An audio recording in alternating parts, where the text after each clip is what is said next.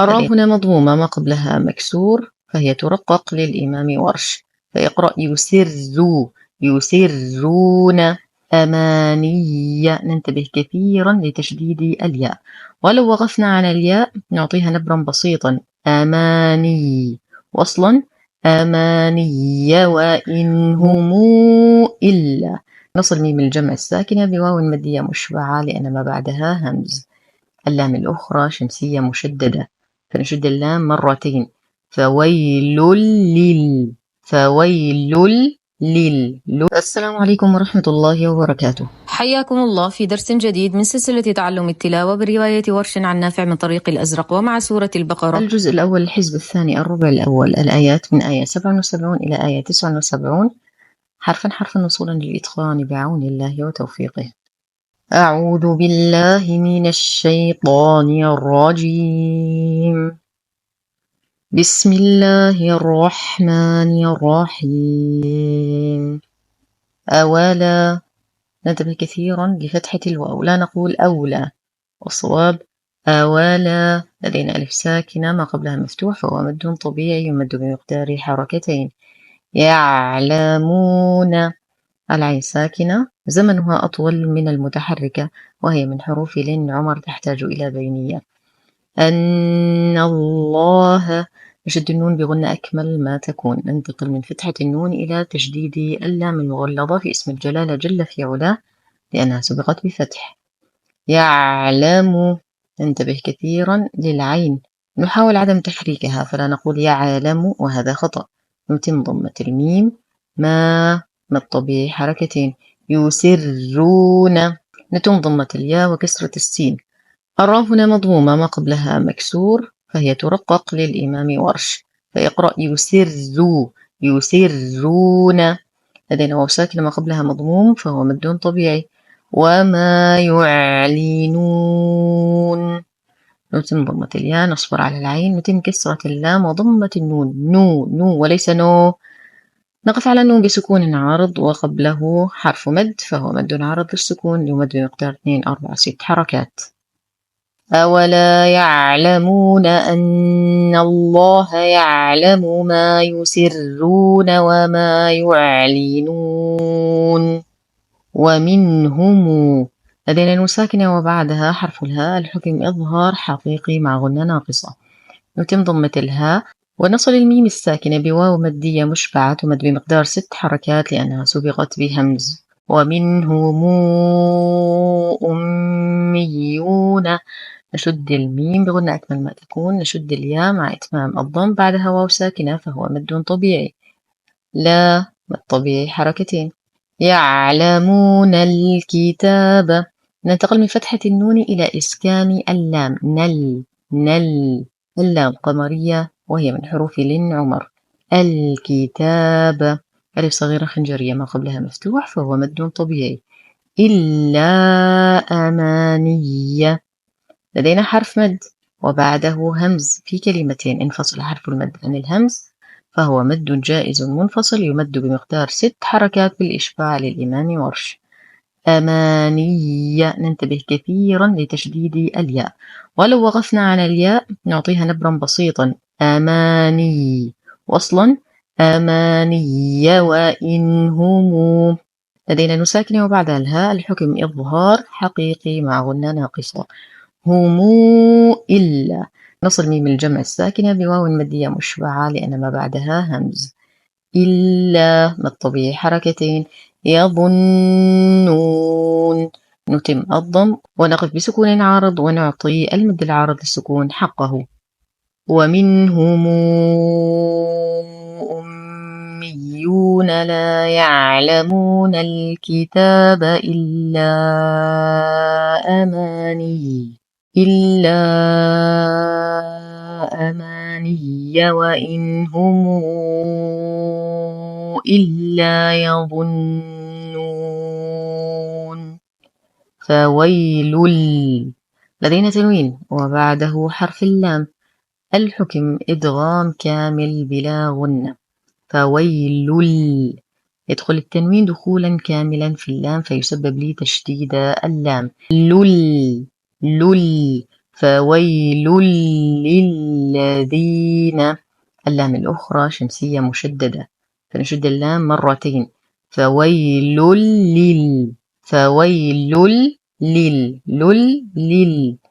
للذين. لدينا يا ساكنة ما قبلها مكسور فهو مد طبيعي. يكتبون. نتم ضمة التاء والباء بعدها واو ساكنة فهو مد طبيعي. يكتبون الكتاب بأيديهم. نتم كسرة الدال بعدها يا ساكنة فهو مد طبيعي. أما الياء الأولى فهي ساكنة ما قبلها مفتوح فهو حرف اللين، زمنه ما دون الطبيعي. بأيديهم ثم. لدينا ميم ساكنة وبعدها حرف الثاء، الحكم إظهار شفوي مع غنة ناقصة. ثم نشد الميم بغنة أكمل ما تكون. يقولون واو ساكنة ما قبلها مضموم فهو مد طبيعي. هذا. لدينا مدود طبيعية ننتبه كثيرا لأزمنتها.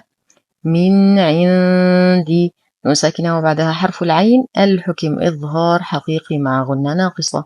عندي نون ساكنة وبعدها حرف الدال بنفس الكلمة، الحكم إخفاء حقيقي مع غنة كاملة. عند الله. ننتقل من كسرة الدال إلى تشديد اللام المرققة في اسم الجلالة جل في علاه لأنها سبقت بكسر. نقول عند الله وليس عندي الله، وهذا خطأ. ليشتروا. نفخم الراء بعدها واو ساكنة فهو مد طبيعي. به. نتم كسرة الباء والهاء ونصل الهاء بيا مدية صلة صغرى تمد بمقدار حركتين. ثمنا قليلا. لدينا تنوين وبعده حرف القاف، الحكم إخفاء حقيقي مع غنة كاملة مفخمة لأن حرف القاف من الحروف المفخمة فنستعلي بالغنة. ثمنا قليلا. لدينا ياء ساكنة ما قبلها مكسور فهو مد طبيعي. نقف على كلمة قليلا بمد عوض عن تنوين النصب بمقدار حركتين. ولو وصلنا نتشكل لدينا تنوين وبعده حرف الفاء فالحكم إخفاء حقيقي مع غنة كاملة مرققة. نقول قليلا فويل لهم. لدينا تنوين وبعده حرف اللام، الحكم إدغام كامل بلا غنة. فويل لهم. نتم ضمة الهاء. لدينا ميم ساكنة وبعدها أخرى متحركة فالحكم إدغام مثلين مع غنة أكمل ما تكون. لهم مما. نشد الميم بغنة أكمل ما تكون ونعطي المد الطبيعي بعدها حقه. كتبت أيديهم. لدينا هنا نقل للإمام ورش فيقوم بحذف كل همزة وقعت بعد سكون أصلي وينقل حركتها للساكن الصحيح قبلها فتصبح كتبت أيديهم. لدينا حرف لين وأيضا مد طبيعي وبنهاية الكلمة ميم ساكنة وبعدها حرف الواو فالحكم إظهار شفوي. وأظهر ما تكون الميم عند الواو لاتحادهما بالمخرج فنحذر من إدغامهما فلا نقول أيديهم وهذا خطأ. وويل لهم. ننتبه كثيرا للإدغام أن يكون بلا غنة. لهم مما. نعطي الإدغام مع الغنة أكمل ما تكون. يكسبون. نهمس الكاف فهي من حروف سكت فحثه شخص. نتم الحركات ونقف بمد عارض للسكون. فويل للذين يكتبون الكتاب بأيديهم ثم يقولون هذا من عند الله ليشتروا به ثمنا قليلا. فويل لهم مما كتبت أيديهم وويل لهم مما يكسبون. وقالوا. وفخم القاف بأعلى درجات التفخيم فهي مفتوحة وبعدها ألف. نتم ضمة اللام نعطي المد الطبيعي بعدها حقه حركتين. لن. لدينا نون ساكنة وبعدها حرف التاء، الحكم إخفاء حقيقي مع غنة كاملة مرققة. لن. نقترب كثيرا من مخرج التاء، اللسان حر بين الفكين. تمسنا النار. ننتقل من فتحة النون إلى تجديد النون في كلمة النار حرف المد يسقط بسبب التقاء الساكنين، الساكن الأول هو حرف المد والساكن الثاني بداية التشديد في حرف النون. همزة الوصل تسقط في در الكلام، واللام شمسية مدغمة بالنون، فنقول تمسنا النار. نشد النون بغنة أكمل ما تكون، نعطي المد الطبيعي بعدها حقه، نفخم الراء إلا أياما معدودة. لدينا حرف مد وبعده الهمز في كلمتين، المد جائز منفصل يمد بالإشباع بمقدار 6 حركات. أياما ما. لدينا تنوين وبعده حرف الميم، الحكم إدغام كامل مع غنة أكمل ما تكون. معدودة. نصبر على العين فهو من حروف لين عمر. نتم ضمة الدال بعدها واو ساكنة فهو مد طبيعي. نقف على التاء المربوطة دائما بهاء ساكنة. قل اتخذتم. لدينا نقل للإمام ورش يقوم بحذف الهمزة ونقل حركتها للساكن الصحيح قبلها، وإدغام الذال بالتاء. قل اتخذتم. الذال لا تنطق فهي ساكنة وتدخل دخولا كاملا في التاء، وهذا سبب تشديد التاء. ولو ابتدأنا بالكلمة نبتدئ بهمزة الوصل مكسورة اتخذتم. عند الله. لدينا إخفاء وننتقل من فتحة الدال إلى تجديد اللام المغلظة في اسم الجلالة جل في علاه. عهدا ف. تنوين وبعده الفاء، الحكم إخفاء حقيقي مع غنة كاملة مرققة. فلن يو. لدينا نون ساكنة وبعدها حرف الياء، الحكم إدغام ناقص مع غنة كاملة.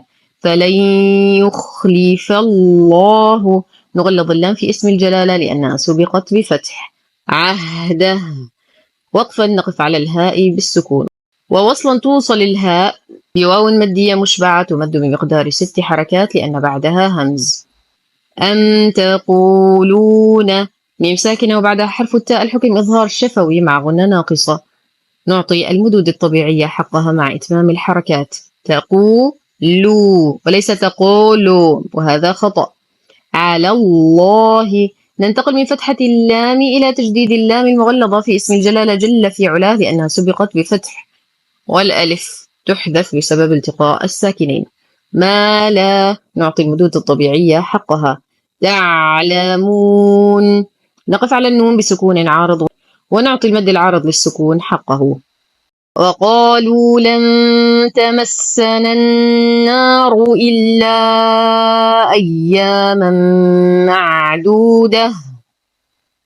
قل اتخذتم عند الله عهدا فلن يخلف الله عهده. أم تقولون على الله ما لا تعلمون. سبحانك اللهم وبحمدك، نشهد أن لا إله إلا أنت، نستغفرك ونتوب إليك.